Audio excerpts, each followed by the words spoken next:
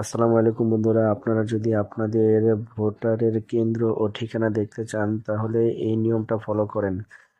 তো প্রথমে এই জন্য আপনারা যাবেন প্লে স্টোরে। যাবেন।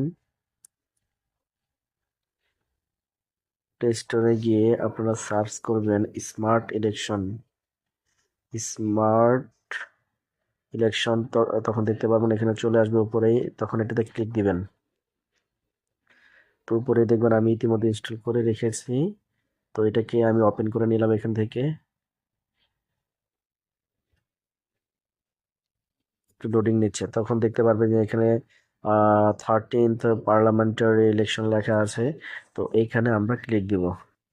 তো এখানে যখন আমরা ক্লিক দিব তো তখন আমরা এখানে নিচে দেখতে পারবেন, এখানে ফাইন্ড এ ভোটিং সেন্টার একদম ডান পাশের কোনায় সার্চের একটা লগো দেখা যাচ্ছে, সেখানে ক্লিক দিবেন। দিয়ে এখানে দেখেন লেখা রয়েছে এনআইডি নম্বর আর হচ্ছে জন্ম তারিখ। জাস্ট এখানে আপনাদের এনআইডি নাম্বার বসিয়ে দিবেন।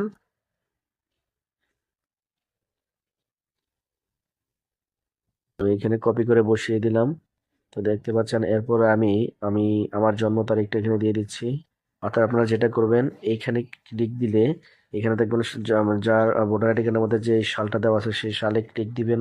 তো এখানে সালে ক্লিক দিবেন এবং কি পাশে দেখবেন সালের এই জায়গাতে ফেব্রুয়ারি উঠে আছে। তো ফেব্রুয়ারি যার যে মাস, জন্ম মাসটা আর কি, সেখান থেকে সিলেক্ট করবেন। সেটা ডান পাশে দেখতে পারবেন যে আরো চিহ্নগুলো রয়েছে সেখানে। তো সামনের দিকে যদি ক্লিক দেন তাহলে সামনে বেড়ে যাবে, আর যদি পিছন দিকে ক্লিক দেন তাহলে কমে যাবে।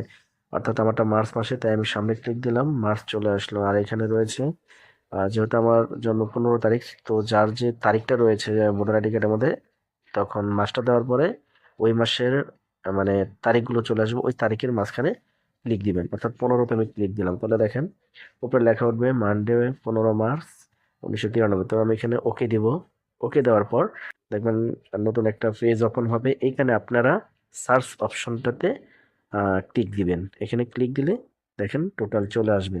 অর্থাৎ এখানে দেখেন আমার সিরিয়াল নাম্বার এত, কোন স্কুলে পড়েছে, অর্থাৎ এইখানে পুরো অ্যাড্রেসটা চলে আসবে। এখান থেকে আপনারা টোটাল কেন্দ্র সিলেক্ট করে নিয়ে, অর্থাৎ লিখে নিয়ে আপনারা ভোট কেন্দ্রে চলে যাবেন।